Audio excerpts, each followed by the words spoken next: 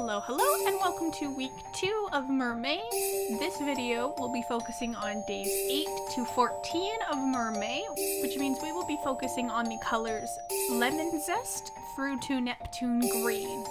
Now, unlike the first week, which actually formed a sort of rainbow, this week seems to focus primarily on almost pastel colors. I may have wound up making them a little bit bright compared to the original Pantone color I'm basing these off of, but I do think that they turned out very well. We have a lot of light colors, soft pinks, soft greens, and we touch on those yellow oranges a little bit more in this week than we did the first week. The first color that you'll be seeing on screen here is the color Lemon Zest. Now, like last week, there are some mermaids in this batch that I may have taken a little literally. This mermaid is one of those mermaids. Taking the idea of Lemon Zest, I wanted to make a fruity lemon mermaid, which means I took the lemon idea, the image of a lemon, and I tried to put it in where I could on top of simply using the bright yellow color. What does this mean? This means that I gave her a lemon hair clip as well as a little lemon accessory along her tail, sort of like a bracelet for mermaid tails. I'm not entirely sure how that works. As well, I wanted to try something different with the background, so instead of doing some sort of background wash or simple color, I actually drew a lemon slice to go along with the lemon wedges I put into her actual character design in a hope of tying this all together a little bit more cleanly. Just like the other mermaids in this series, I did want to try and focus on a pin-up type pose, believing that this character might have a little bit more of an outgoing personality or confidence given her lemon zest color scheme. I really wanted to do something that maybe looked more like a traditional pin-up than the other mermaids I've been doing, and I'm really quite happy with the outcome of this one and how everything turned out so smoothly and comes together really nicely in the end. Here is the final image on screen now. You can kind of see the background lemon slice against the character up front and how I've differentiated them so that they don't blend together a little too much.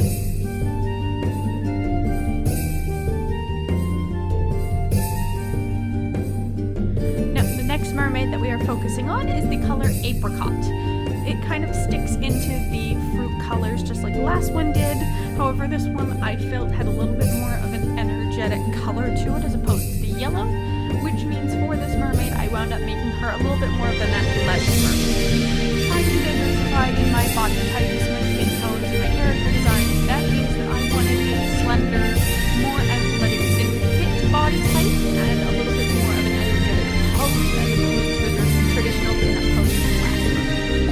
I like to imagine that this particular illustration or character would have been the mermaid version of a track runner or someone who participates in track and field a lot in high school. We've all seen or met these kinds of people.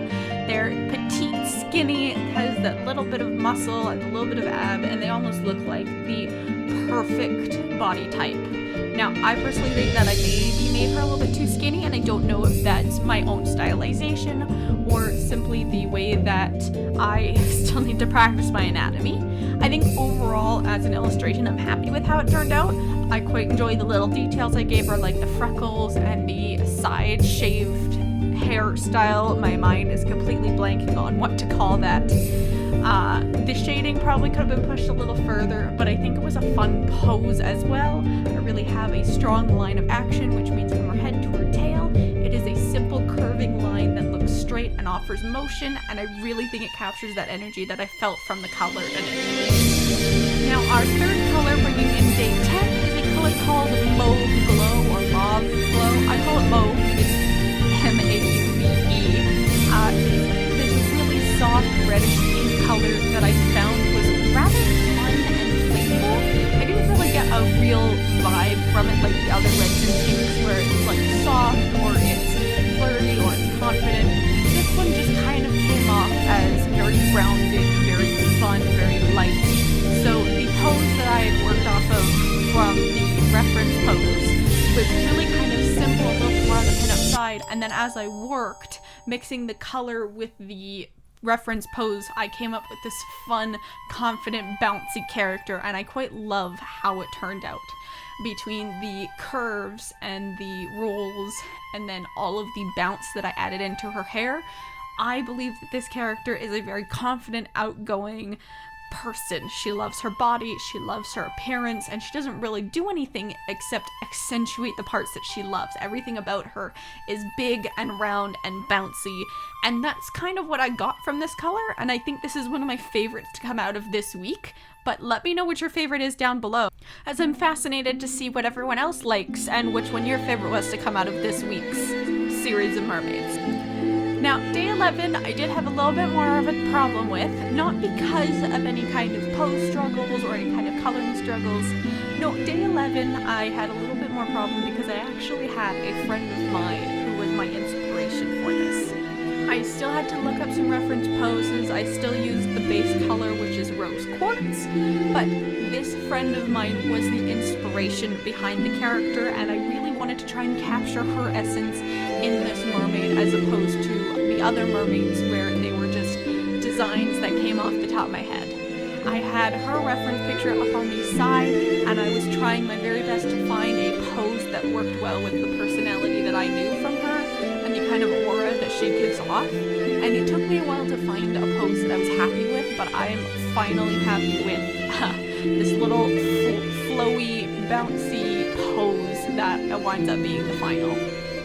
Another hard part of this particular mermaid was because I am working off of an actual person instead of just my own imagination, I really wanted to work hard in capturing that real humanness, that familiarity, that detail that really makes it look like a specific person. My particular kind of art style really struggles with having recognizable characters outside of super obvious character designs, such as a certain type of hairstyle or a body type or the outfit a character might wear. So I really do want to work on that, and part of that challenge was brought into today's drawing because I really do want this to look recognizable. Now, I am lucky that she has some really fun tattoos that does help with the recognizability. Yeah, that's a word. And her body type was super fun to draw. This was one of her favorite colors. She loves soft pinks, soft violets, soft lilacs, all sorts of those kind of soft colors. So I felt it was fitting to put this super sweet, amazing person as the color rose quartz. And she loves her quartz and her crystals, so I felt it was a fun little nod to make it a rose quartz color. I am so happy with how this turned out despite all the struggle it took, and it makes me even happier knowing that I did her justice in her eyes and her friends' eyes and her family's eyes. I still think I could have done better, but given how much I struggle with making real people look like people that are like in real life and recognizable, I'm so happy with how this turned out, from her hair to her face shape to her body and all the extra little details in between. So I hope you guys really like this one as well. Now, day 12 is the color Cotton Candy. I really struggled with coming up with a good design for this one, or any kind of good idea at all. I feel like just going off of my gut instinct on Cotton Candy was not working for me, and this may have been a bad art day or a bad design day. Let's face it, that happens for everyone. Bad days happen, off days happen, and when you're trying to draw every single day for a week, 2 weeks, a month straight, you are bound to have days where certain pieces don't work, you don't get ideas, what have you. And I definitely think that day 12, after that first exciting week and starting to get into the real slug of it, day 12 was where I struggled with coming up with a good idea and a good design. So what did I do? I went to my basics. Me being a character designer, I have a bunch of my own characters. I have a bunch of characters that I draw repeatedly and I try and create stories for. So I went to my comfort zone in drawing, and I took one of my characters and I put her into this color. Her name is Miu. She is one of my softest characters, and I felt that she fit Cotton Candy pretty well. Her overall color scheme is already pretty pink and blue, so putting her into this bright, vibrant pink and allowing that super soft, over-the-top, fluffy hair to kind of act as the kind of Cotton Candy fluff we already know, I felt like it worked pretty well despite having an off art day.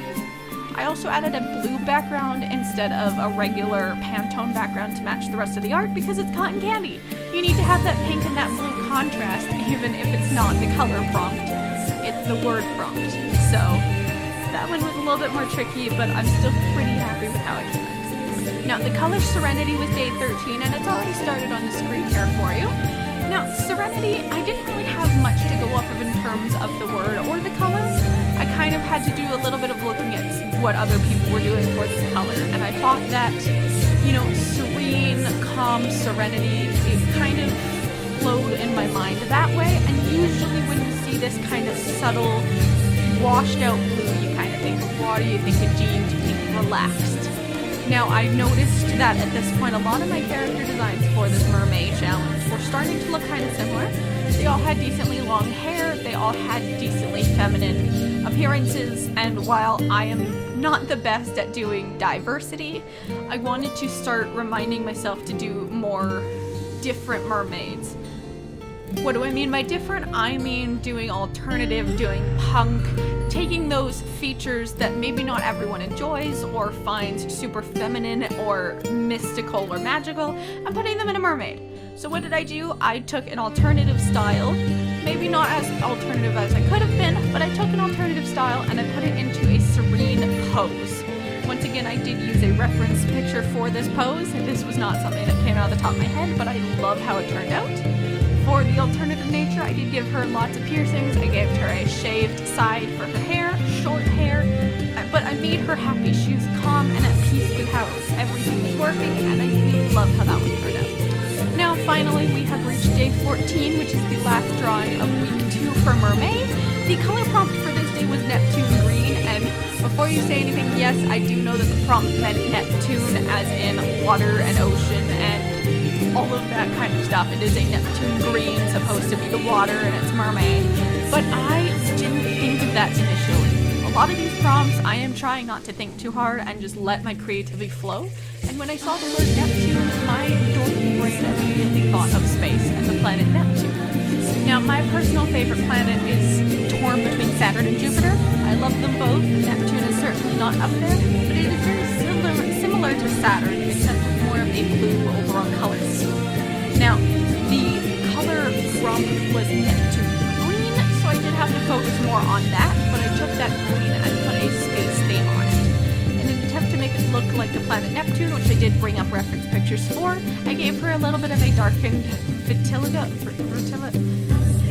the skin condition where you have splotches of a different color, so that I could try and replicate the actual planet's surface, which does have these storm clouds or streaks on it.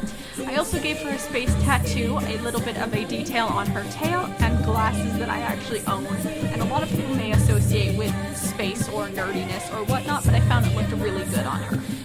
And with that, we come to the end of another video. That is 7 more mermaids for the month of Mermay. Each one I'm attempting to make more unique than the other, or as unique as the other, so that they all look different, either in silhouette, in character design, and color, so I can work on my own challenges, which is diversity, and just trying to relax each and every day.